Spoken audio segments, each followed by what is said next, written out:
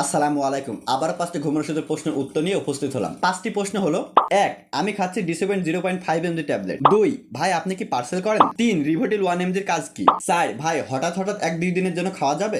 5, এই ওষুধ দুইটা একসাথে খেলে কি হবে? টোটাল এই 5টি প্রশ্নের উত্তর দেবো।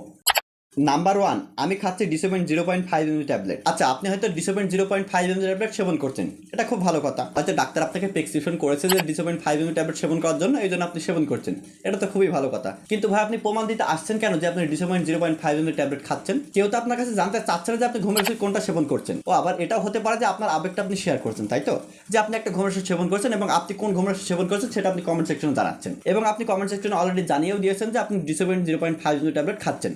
2, ভাই আপনি কি পার্সেল করেন?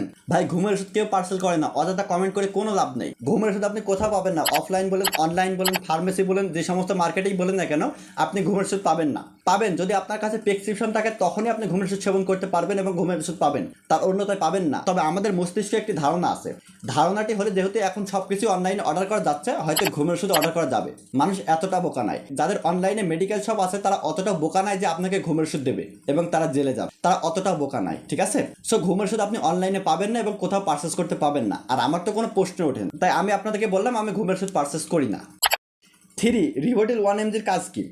রিভোটিল 1 mg ট্যাবলেট ঘুমের ট্যাবলেট। এই ট্যাবলেটে ঘুমের ওষুধ। ডাক্তাররা প্রেসক্রিপশন করে থাকে রোগীদের ক্ষেত্রে ঘুমের জন্য। রোগীরা ভীষণভাবে গুরুতর অসুস্থ হয়ে পড়ে এবং ডাক্তাররা রোগীদেরকে সাজেস্ট করে এবং ঘুমের ট্যাবলেট হিসেবে সাজেস্ট করে। আগে ছিল রিভোটিল 0.5 mg ট্যাবলেট, তারপর হলো রিভোটিল 2 mg ট্যাবলেট, এখন নতুন বেড়াইছে রিভোটিল 1 mg ট্যাবলেট।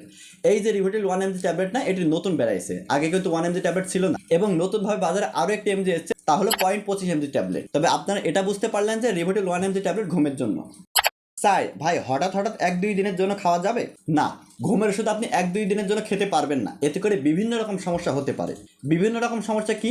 এই যে আপনি প্রশ্ন করেছেন না যে 1 দিনের জন্য অথবা 2 দিনের জন্য খাওয়া যাবে কিনা, আপনি যখন 1 দিনের জন্য এবং 2 দিনের জন্য খাবেন, তখন আপনার কাছে কিন্তু খুব ভালো লাগবে, আপনার ভিতরে খুব ভালো লাগা তৈরি হবে যে আপনি ঘুমের ওষুধ সেবন করছেন এবং আপনি আরামসে ঘুমাচ্ছেন, এটা আপনার কাছে ভালো লাগবে। এবং 2 দিন যখন খাওয়া হয়ে যাবে, তখন আপনার 3 দিন আরও ভালো লাগা ফিল বেশি শুরু হবে, এবং এভাবে আপনি কন্টিনিউ খাওয়া শুরু করবেন। তাই আমি বলবো আপনি ঘুমের ওষুধ সেবন করা শুরু করবেন না। হয়তো আপনি ইচ্ছাকৃতভাবে 2 দিনের জন্য সেবন করবেন, কিন্তু এটা আগামীতে কন্টিনিউতে পরিণত হবে, তা শুধুমাত্র ব্যাড হ্যাবিটের জন্য। তাই আমি আপনাদেরকে বলবো হুটহাট করে 2 দিনের জন্য 3 দিনের জন্য খাওয়া যাবে না।